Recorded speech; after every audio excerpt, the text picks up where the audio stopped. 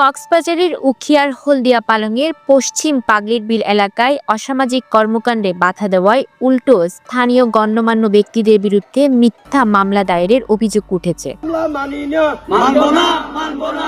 ভুক্তভোগীদের অভিযোগ, গেল 18 জুন মুক্তারিয়া দরবার শরীফের মাহফিল চলাকালে পার্শ্ববর্তী এক বাড়িতে সেলিনা নামের এক নারী তার সঙ্গে আসা লোকজন সহ শুরু করেন উচ্চ শব্দে গান বাজনা। বাধা দিতে গেলে ঘটে বাকবিতণ্ডা। বিষয়টি মীমাংসার পথে থাকলেও 20 দিন পর সেলিনা আক্তার হঠাৎই মামলা করেন দরবার শরীফের পরিচালক বেলাল সহ একাধিক ব্যক্তির বিরুদ্ধে। এমনটাই দাবি এলাকাবাসী। আমি বলছি এখানে লোকজন আছে, আপনি এগুলো কি করতেছেন? কারণ আমার অসম্মানী মানে আপনার অসম্মানী, আপনি এগুলো কি করতেছেন? আমি যখন বাদ দিতে আমাকে বলতে এই তুই কে এখানে? মহিলাকে নিয়ে আপনি ওখানে দরকার হলে করেন, কিন্তু ওয়াসের পরে করেন, ওয়াসের আগে না। ওয়াস আমরা মোনাজাতটা শেষ করে নেই। যখন বাধা দিছি এরপরে আমার এলাকার লোকজন যাই বাধা দিছে, এখন এ সূত্রে ধরে একটা মামলা করছে। আমরা 15 দিন পরে শুনছি মামলার এজাহারে চাঁদাবাজি, শ্লীলতাহানি এমনকি চুরির মতো গুরুতর অভিযোগ আনা হয়েছে বলে জানায় স্থানীয়রা। 18 তারিখ কিন্তু সেই নাবি ওইখানে গানটা শুরু করতেছে, কিন্তু বেলাল যাইয়া বাজার দেয়, বেলাল লয় তর্ক বিতর্ক হয়। আমাকে আসামি করছে সম্পূর্ণ মিথ্যা। আমি কোনো চুরি সংক্রান্ত কোনো মারপিট কোনো কিছু হয় নাই, শুধু তর্ক বিতর্ক হয়েছে।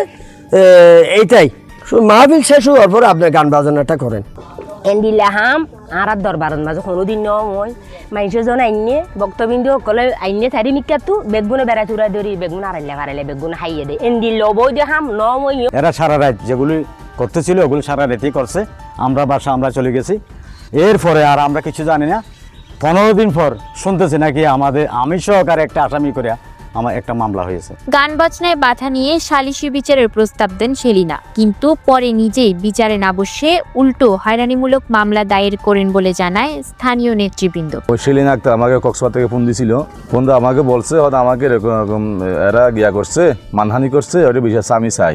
টাকার পর তারা বলছে ঠিক আছে আপনি যাবেন, আমি তা মানতে বাধ্য আছি। এরা বলছে আসামি যারা তারা বলছে। তখন আমি সেলিনাকে ফোন দিই। সেলিনা আমার শাঁসি লাগে। ফোন দেওয়ার পরে বলছে আমি বিচার মানি না, বিচার মানবো না। অভিযুক্ত সেলিনা আক্তার জানান মাহফিল চলাকালে কোনো অবৈধ গান বাজনা করেনি তারা। কোনো গান বাজনা নিজে করি নাই, যেহেতু এটা একটা দরবার, এখানে একটা ফাতিয়া হয়েছে, মৃত স্বামীর অনেক মেহমান আসছে, তো এটা একটা মাইজবান্ডারের তরিকা শ্যামা মাহফিল হয়।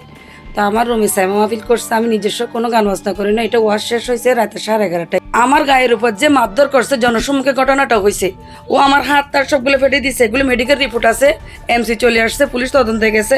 আমি এরপর অপেক্ষা করতে চাইছিলাম, আমি চাই নাই তো মামলা করার জন্য, কিন্তু সে মোবাইলে কল করে যেভাবে আমার মাকে অবৈধ অশ্লীল ভাষায় গালাগালিগুলো করছে। এই বিষয়ে আদালত মামলাটি তদন্তের দায়িত্ব দেয় পিবিআইকে। তদন্তকারী কর্মকর্তা জানান নিরপেক্ষভাবেই ঘটনার সত্যতা যাচাই করে প্রতিবেদন দেওয়া হবে। আমারটা এখনো তদন্তাধীন, আমি এখনো অনেক তথ্য সংগ্রহ বাকি আছে, এখনো সিদ্ধান্তে পৌঁছিনি। 100% পেয়ার এবং সত্য মিথ্যা যেটা সত্য আসবে এটাই নিরূপণ করে এটাই যাবে।